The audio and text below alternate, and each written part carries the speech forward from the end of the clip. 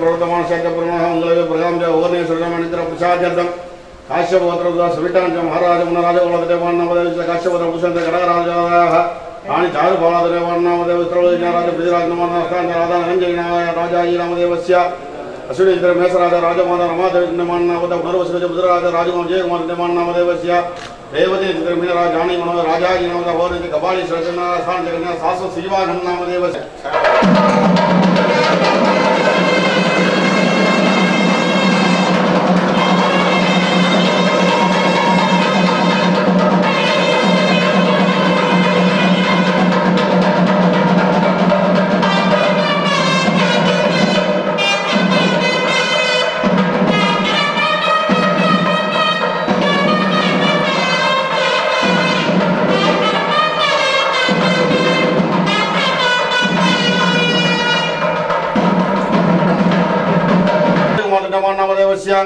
रेवती जमनराज राणी मनोराजाजी नामदेवस्य पौर्णिजमस्य कपालीश्वर चिरन्नामदेव स्थान शाश्वत श्रीवाहन नामदेवस्य आवयोग दंपत्यो सहकुटुम्बानां क्षेमधैर्य वीर्य विजय आयुरारोग्य अष्टैश्वर्यानाभिजितं अरोगद्रगात्रयजितं विशेष मंगल विभवे सदा विवेक मंगल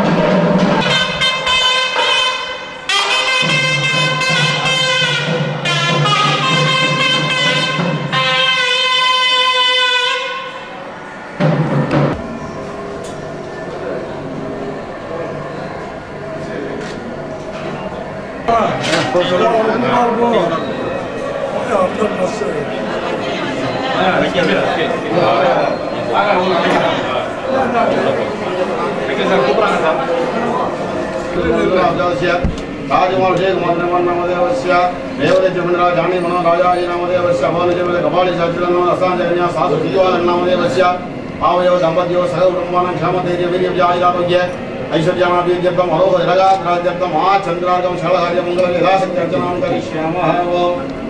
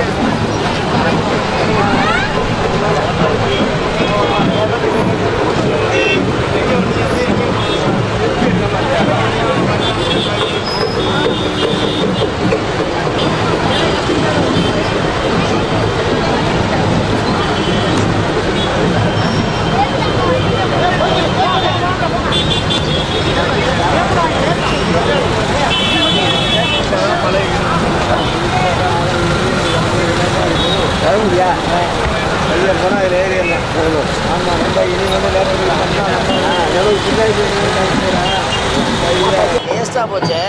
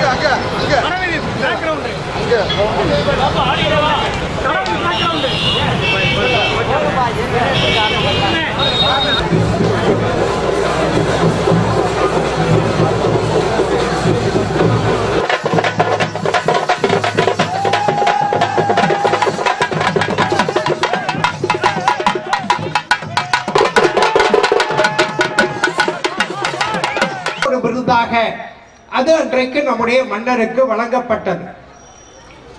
அவர் 6 வயதிலே இந்த புதுக்கோட்டையினுடைய ஆட்சி பொறுப்பை ஏற்றுக்கொண்டார்.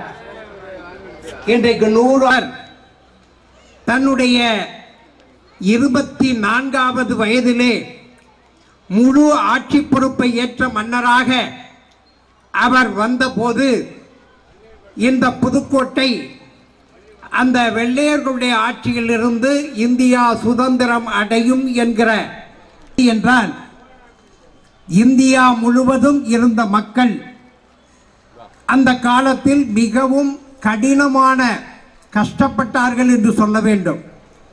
அவ்வளவு கடினமான பிரச்சனைகளை அவர்கள் சந்தித்தார்கள். நமக்கு அந்த பிரச்சனைகளுக்கு உள்ளாயின.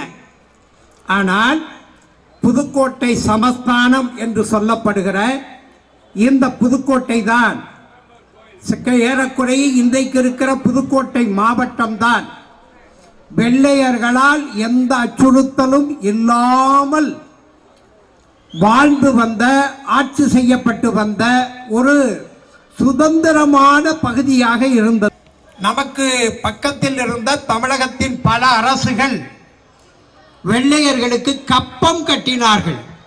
விசா, பாஸ்போர்ட் இருந்தால் மட்டும்தான் உள்ளே அனுமதிக்க முடியும் என்கிற அளவுக்கு புதுக்கோட்டை தனி நாடு. இதை நன்றாக தெரிந்து கொள்ளுங்கள்.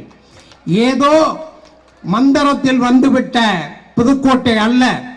இந்தியா ஒரு நாடும் இன்றைக்கு இலங்கை, பாகிஸ்தான், பங்களாதேஷ் என்ற அண்டை நாடுகள் இருப்பதை போல இந்தியாவுக்கு மிக நெருக்கமான ஒரு அண்டை நாடாக புதுக்கோட்டை சமஸ்தானம் இருந்தது என்பதுதான் அந்த 8 மாத வரலாறு. நீங்கள் கையெழுத்து போட்ட உங்களுடைய அந்த பேனாவை இங்கேத்தியது என் நாட்டை ஒப்படைக்கிற போது அது நாட்டு மக்களுடைய சொத்து, அதுவும் இந்தியாவோடு சேர்ந்ததுதான் என்று அந்த பேனாவையும் சேர்த்து ஒப்படைத்த ராஜ ரிஷிக்கு தான் இன்றைக்கு நூற்றாண்டு விழாவை கொண்டாடுகிறோம். 3 ஆண்டு காலம் இருந்ததற்கு இவ்வளவு பெரிய வம்பு. ஆனால் ஒரு நாட்டை 300 ஆண்டுகள் தலைமுறையாக 10 தலைமுறை ஆண்ட ஒரு மன்னர் கேட்ட உடனேயே இந்த இருக்கிறது என்று எவ்வளவு பெரிய வள்ளலாக அவர் இருந்திருக்க முடியும். அந்த வள்ளல் தன்மையை நினைத்துத்தான் இன்றைக்கு இந்த தெருக்கள் எல்லாம் 100 ஆண்டுகளுக்கு முன்னால் போடப்பட்ட தெருக்கள். சேஷையா சாஸ்திரி என்கிற அவர் புதுக்கோட்டையினுடைய அந்த ஆட்சி தலைவராக இருந்த போது மிகப்பெரிய திட்டங்களை வகுத்தார்கள்.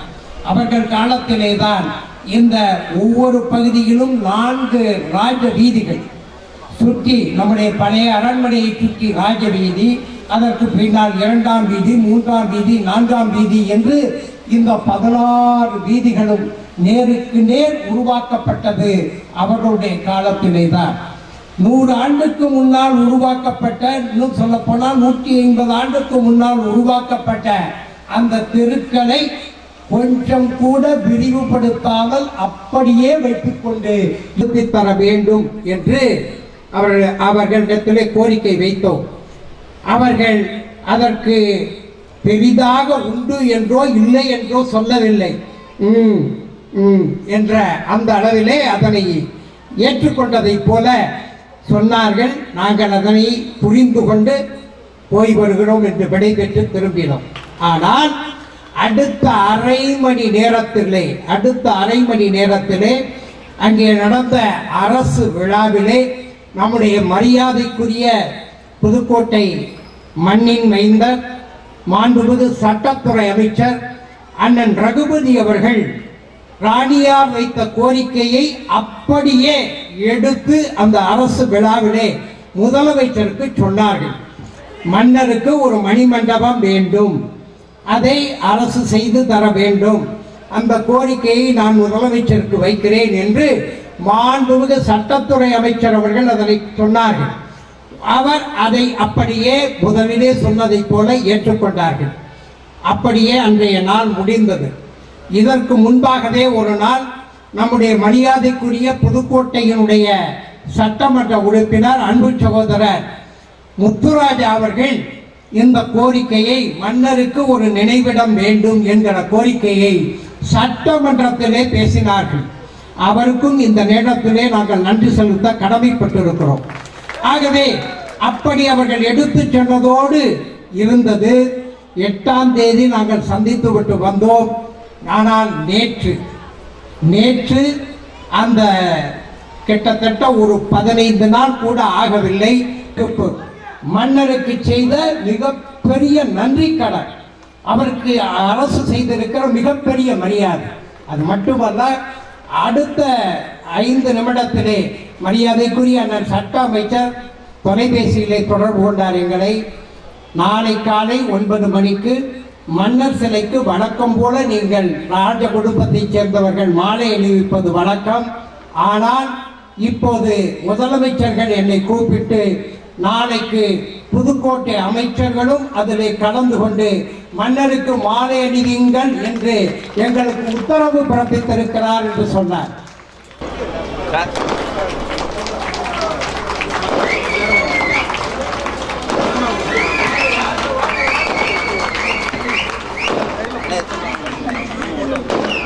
இங்கிட்டு வாங்கண்ணே.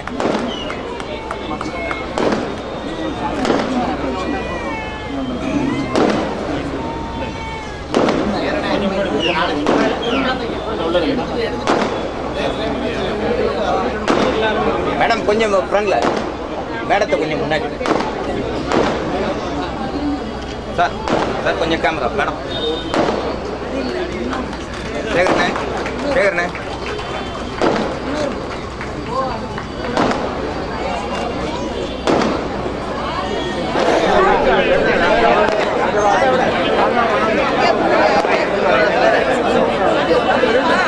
வரமா, இது வாங்கி வச்சிருக்கேன்.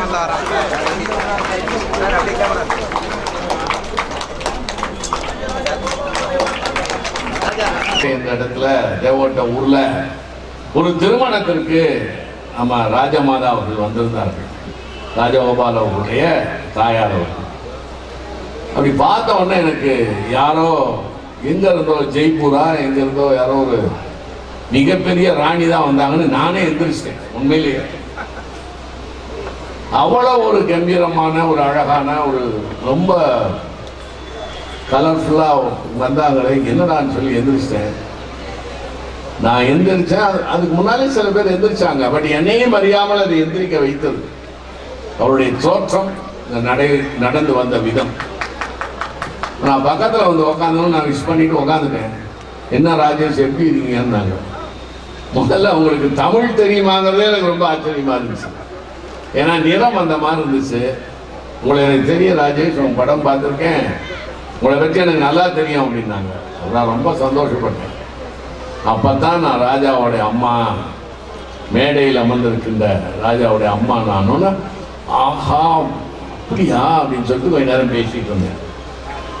நான் சில ஆண்டுகளாகவே ராஜாவோடு இந்த தொடர்பு உள்ளவன். சாருபாலா தொண்டைமானவர்களோடும் அடிக்கடி பார்த்து பேசியிருக்கிறேன். அவர் வீட்டுக்கு வந்திருக்கிறேன். என்ன ஆச்சரியம் என்றால், ஒரு 6 தலைமுறைக்கு மேலேயே நிறைய பணக்கார வீடுகளை பார்த்திருக்கேன், ராஜ பரம்பரை பார்த்திருக்கேன். மிகப்பெரிய இதெல்லாம் ஒரு 6 தலைமுறையோடு அப்படியே மாறிடும். ஒரு வாரிசுகள் இருக்காது. இல்லை என்றால் அது என்னன்னு தெரியல, ஒரு 6-7 தலைமுறை தானோன்னு அப்படியே சரிஞ்சிடும். ஆனால் 9 தலைமுறை தாண்டியும் 336 வருஷம் நான் கணக்கு பண்ணேன்.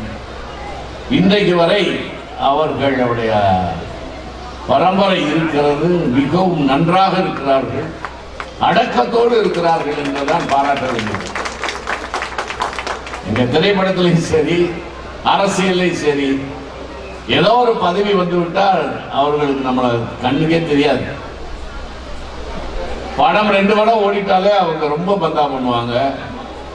அவங்க கார்ல வர்றது, இறங்குறது, அந்த ஸ்டைலு நம்ம பெரிய பெரிய நடிகர்கள் பெரிய பணக்காரன்லாம் நம்ம பழகியிருப்போம், நமக்கே வெக்கமா இருக்கும், என்னடா இப்படி பந்தா பண்றாங்க. ஆனால் இத்தனை பெரிய பாரம்பரியத்தில் பிறந்த அவங்க சாருபாலா தொண்டைமானவர்களும் இல்ல ராஜா அவர்களுமே பழகும் போது ஒரு சாதாரண நம்முடைய உறவினர்களை போல ஓரளவு வசதி உள்ள குடும்பத்தை போலதான் அவர்கள் பழகி கொண்டிருக்கிறார்கள்.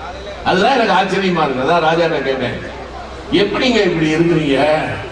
நடிக்க கூட முடியாது, ஏன்னா ட்ரூ கலர்னு ஒன்று இருக்கு, உண்மையான கலர் நிறம். 2 வருஷம் தான் ஆக்ட் பண்ண முடியும், 3வது வருஷம் ட்ரூ கலர் வெளியே வந்துடும். நம்ம ரொம்ப அடக்கமா நடிச்சோம்னு வைங்களேன், 2 வருஷத்துல ட்ரூ கலர் வந்துடும். அதனாலதான் ப்ரொபேஷனரி பீரியட்னு வெள்ளக்கார 2 வருஷம் வச்சான்.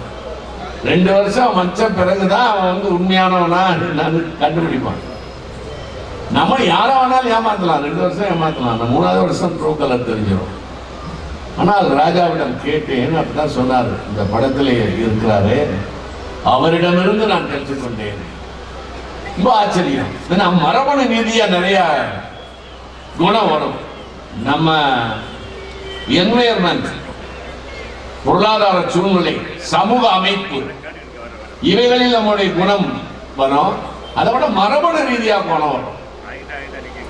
தாத்தா மாதிரி இருக்கான் பாருங்க, பாட்டை மாதிரி இருக்கான் பாருங்க, தன்னை அறியாமலே அந்த மரபணு குணம் வந்துடும். அவ்வளவு பெரிய ராஜ பரம்பரையில பிறந்தவர் எப்படி இவ்வளவு எளிமையாக இருக்கிறாரே அப்படின்னு நான் ரொம்ப ஆச்சரியப்பட்டேன். அந்த எளிமை தாங்க எனக்கு ரொம்ப ஆச்சரியம்.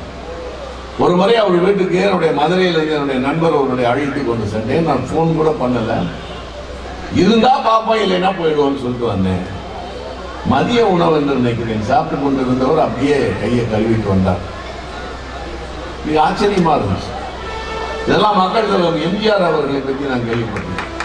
தெரியாம யாராவது வந்துட்டாங்கன்னா சாப்பிட்டு இருந்த அவரு கையை கழுவிட்டு வந்துருவாரு. நம்ம எல்லாம் வந்து உட்காருங்க சாப்பிட்டு இருக்கேன்னு சொல்லுவோம், இல்ல இப்பதான் சாப்பிட போறீங்கன்னு சொல்லுவோம். அந்த யதார்த்தமா பேசுறதா நான் தான் நினைச்சுக்குவேன். ஆனால் அதற்குள்ள ஒரு நாகரிகம், பண்பாடு இருக்கிறது என்பது எனக்கு நிச்சயமாக தெரியாது. ஏன்னா நான் வளர்ந்த விதம் அது. ராஜா கை கழுவிட்டு வந்தோன்னே எனக்கு என்னமோ மாதிரி ஆகிடுச்சு. சாப்பிட நிலையில் இல்லை, முடிச்சிட்டேன். ஒரு சின்ன பொய், அது வெள்ளை பொய் என்று பெயர். அது ஒத்துக்கொள்ளப்பட்டிருந்த பொய், நாகரிகத்துக்காக சொல்லுகின்ற வெள்ளை பொய், வெள்ளக்கார ஒயிட் லைன். மனைவியை ஏமாத்துறதுக்கு சில நேரத்தில் கணவர் நம்ம பொய் சொல்லுவோம், அதெல்லாம் ஒயிட் லைஸ் வெள்ளக்கார. அந்த மாதிரி வந்தாரு. இன்னொரு நாள் நான் போயிருந்தேன் வீட்டுக்கு. இதெல்லாம் எதுக்கு சொல்றேன்னா, இன்றைக்கு இருக்கக்கூடிய இளைஞர் சமுதாயம் எப்படி நடந்து கொள்ள வேண்டும், எப்படி பண்பாடோடு இருக்க வேண்டும், நாகரிகமாக இருக்க வேண்டும், பிறரை எப்படி மதிக்க வேண்டும். அவர்கள் பெரிய ஆளா இருக்கலாம், செலிபிரிட்டியா இருக்கலாம், பணக்காரனா இருக்கலாம், அறிவாளியா இருக்கலாம், பெரிய பதவியில் இருக்கலாம், இல்ல சாதாரணமா கூட இருக்கலாம். நம்மை தேடி வீட்டிற்கு வந்தவர்களை எப்படி மதிக்க வேண்டும், அந்த பண்பாடு தெரிந்து கொள்ள வேண்டும். அதுக்காகத்தான் சொல்லுவேன். அவரோட போகும்போது வீட்டில் நல்லா சுற்றி பார்த்தேன், சாப்பிட்டேன். சாப்பாடுலாம் போட்டாங்க. சாப்பிட்டுட்டு ஒரு ஈகிள் ஒன்று இருந்துச்சு, ஜூலியஸ் சீசர் வச்சிருக்க மாதிரி ஒரு ஈகிள், ஒரு அமெரிக்க பிரச்சனைலாம் வச்சிருப்பாங்கன்னா அந்த ஈகிள் கழுகு. அதை பார்த்து என்ன அறியாம, இந்த இது என்னங்க வாங்கினீங்க, ரொம்ப நல்லா இருக்குதுங்க அப்படின்னு சொன்னேன். நான் அதை வந்து விரும்பி ரசிச்சு தான் சொன்னேன். மற்ற அவங்களுடைய வேட்டை இருக்கிற அந்த பதப்படுத்தப்பட்ட மிருகங்களை எல்லாம் ரசித்து கொண்டிருந்தேன். இதுதான் என்ன ரொம்ப அட்ராக்ட் பண்ணிச்சு, இந்த ஈகிள்.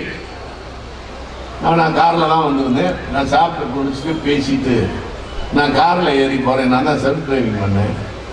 காரில் பார்த்தா முன் சீட்டில் அந்த ஈகிள் நிற்கிது. ஜூலியஸ் சீசர் இருந்தது.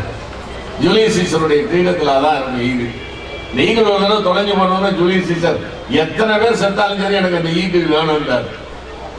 அதை எடுத்து கொண்டு வந்தாங்க. அது ஞாபகம் வந்து, சரி என்ன இப்படி பெல்ட் போட்டு கட்டியிருக்கீங்க? இல்லைங்க, நீங்க விரும்பி கேட்டீங்க, அதான் கொடுத்துட்டேன்ட்டா. இப்ப சொன்னாரு எவ்வளவு பணத்தை கொடுத்தேன், தங்க பேனாவை கொடுத்தேன்னு. அந்த தங்க பேனாவை கொடுத்த அந்த மரபணு நான் விரும்பி கேட்டோம்னா ஈகிளை கொடுத்துட்டாரு. அது இன்னைக்கு என் வீட்டில் இருக்கு. அது அப்படியே நான் எழுதி ஒட்டி வச்சேன். ராஜகோபால தொண்டைமான் கொடுத்தது. வர்றவங்க எல்லாம் சொல்லுவேன், இந்த வார்த்தை நமக்கு ஒரு பெருமை தானே, ராஜா கொடுத்தாரு, இப்போ உங்களுக்கு ராஜா பழக்கமா அப்படின்னு இல்லை, இப்படி கொடுத்தாருன்னு அந்த பண்பாடையும் சொல்லுவேன். அது மாதிரி எத்தனையோ முறை எனக்கு ஆச்சரியமாக இருக்கும். அன்னைக்கு நான் வந்தேன், பார்த்துட்டு போகலாம்னு வந்தேன், சொன்னேன் அவர்கிட்ட நான் வர்றேன் அப்படின்னு. தஞ்சாவூருக்கு வந்தேன். எங்களுடைய ஊர், சொந்த ஊர் பட்டப்பட்டை பக்கத்தில் அணைக்காடு இந்த கிராமம். இல்லை, வருடம் எங்களுடைய சங்க மீட்டிங் நடக்கும். நாங்கள் ஒரு சங்கம் வச்சுருக்கோம், அதுக்காக வந்தேன். உங்களை பார்க்க முடியுமா? 10 மணிக்கு வரட்டானே. ஐயா 10 மணிக்கு நான் இந்த ரேஞ்சுக்கு போயிடுவேன், இந்த ரைஃபிள் கிளப்புக்கு அப்படின்னாரு. நான் ஒரு 10 மணிக்குள்ள வந்துடுவேன்னு டிராஃபிக்கில் மாட்டிக்கிட்டேன். 10:25 வரைக்கும் வெயிட் பண்ணார். என்னை கூட்டிக்கிட்டு நானும் என் மகனும் வந்தோம். கூட்டிகிட்டு போனார். நான் அவசரத்தில் பொன்னாடையை போத்திட்டு ஃபோனை அங்கேயே வச்சுட்டு வந்தேன். அப்புறம் பார்க்குறேன், ஃபோனை தான் சொன்னார் கரெக்டாக. அந்த டேபிளில் ஒரு ஃபோன் வந்துச்சு, புதுசாக தான் உங்களுக்கு அப்படின்னு. ஆமாங்க அப்படின்னோடனே என் மகன் சண்டை சொல்லி போய் எடுத்துகிட்டு வாப்பான்னு. இல்லை இறங்க வேணாம்னு சொல்லி ரிவர்ஸ் வந்தார். இல்லை நான் வேணாம், அங்கே நிறுத்துங்க. ஒரு பையன் ஓடி எடுத்துகிட்டு வந்தார். என் மகன் போய் எடுத்துகிட்டு வரும்போது அவர் இன்னும் 10-20 அடி பின்னால் ரிவர்ஸில் வந்தார். அப்புறம் பெட்ரோல் போடணும்னு சொன்னேன். பெட்ரோல் போட்டு டீசல் போட்டு போனோம். எதுக்கு இதை சொல்கிறேன்னா, ரொம்ப சாதாரணமாக அவாய்ட் பண்ணிட்டு போகலாம். சாரி, இன்னொரு தடவை பார்க்கலாங்களா, இல்லை அப்புறம் நீங்கள் மெட்ராஸ் போகிறீங்களா, உங்களுக்கு ரொம்ப பிஸியாக இருப்பீங்க, இப்போ நீங்கள் கிளம்புங்கலாம். எத்தனை பேரை பார்த்துருக்கேன் நான். அருமையாக நம்மளை அவாய்ட் பண்ணுவாங்க. அது நமக்கு தெரியும். அதுதான் யதார்த்தம், அதுதான் உண்மை. அப்புறம் ட்ரெஸ் எல்லாம் பார்ப்பேன். அதனால தான் இன்னைக்கு கொஞ்சம் எளிமையாக ட்ரெஸ் பண்ணிட்டு வந்தேன். நம்ம இவரை விட அருமையாக ட்ரெஸ் பண்ணுறோம். அப்படியா? எனக்கு ஆச்சரியமா இருக்கு. அந்த கண்ணு, இந்த ராஜ பார்வையும் பாருங்க, ராஜ பார்வை. கண்ணு ஒரு பாதி கண்ணு மூடின மாதிரி வச்சிருக்கோம். சிவாஜி அண்ணன், கமலஹாசன் மாதிரி.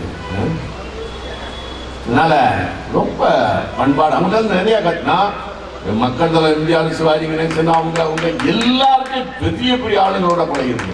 கம்யூனிஸ்ட் லீடர்ஸ் இவங்க எல்லாம், ஜெயலலிதாமா, கலைஞர், எல்லாருடைய ரொம்ப கீனா அப்சர்வ் பண்ணுவேன் அந்த பண்பாடுகளை.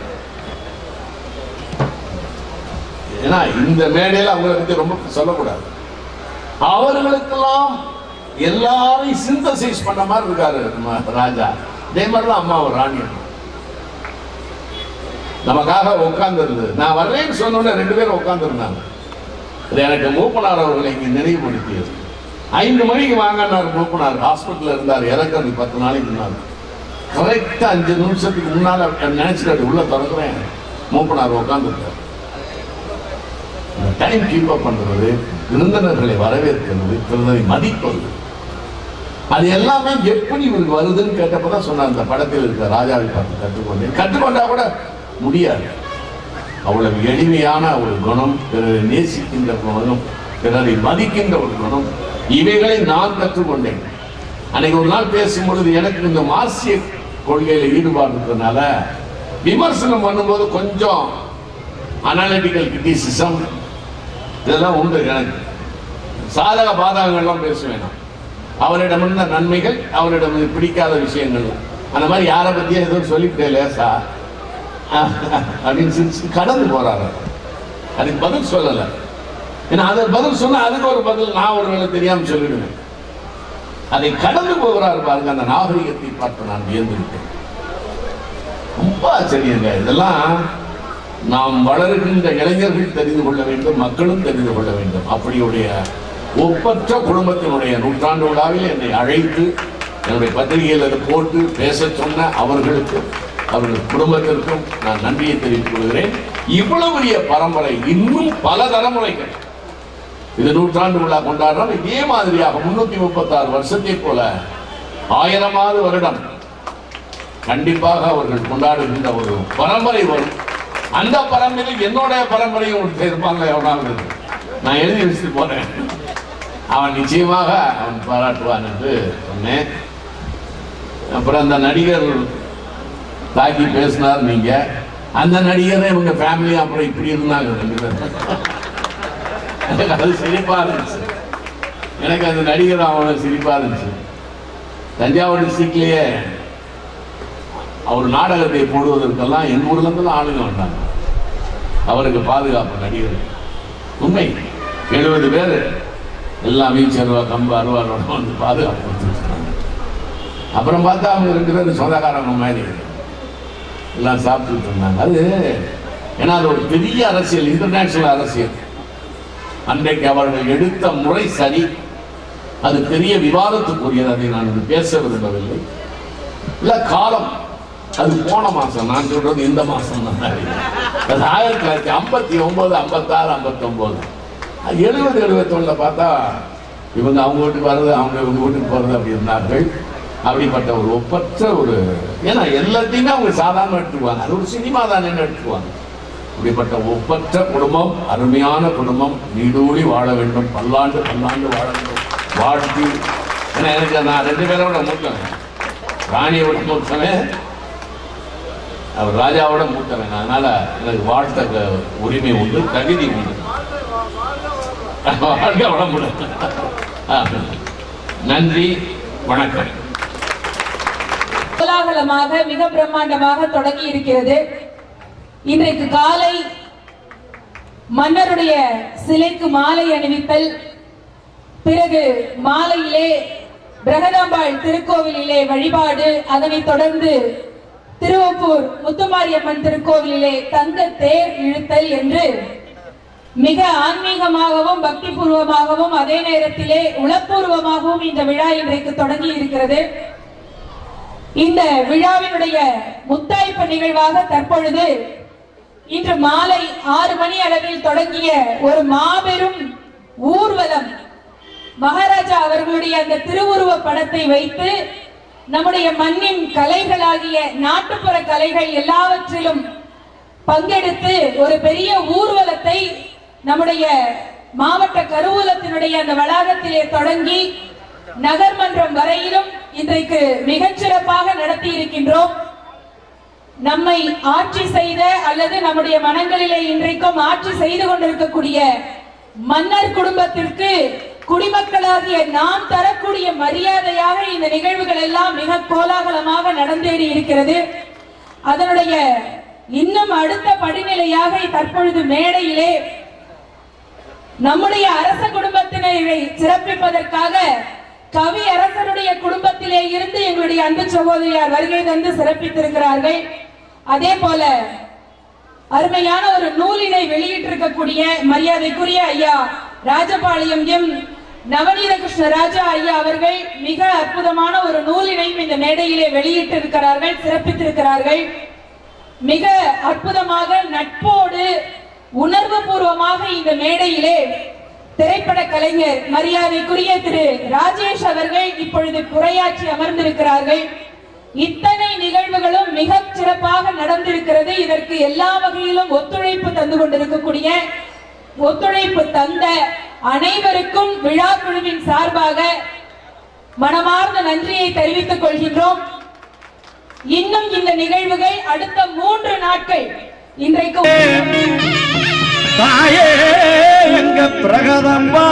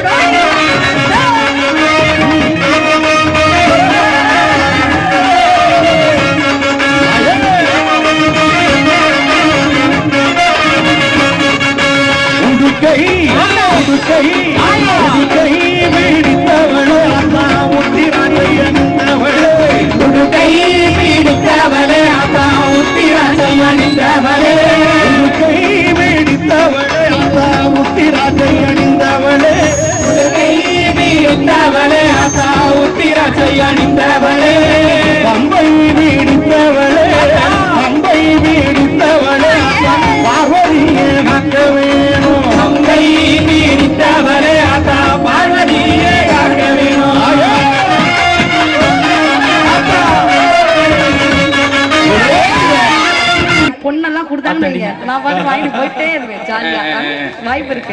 கண்டிப்பா கண்டிப்பா. சரியா? ஆமா. சரி, இந்த சட்டை எங்க வாங்குனீங்க? இதா சொன்னா உண்மையை சொல்ல தெரியல. உள்ளூருக்கு வந்திருக்கோம். ஆமா.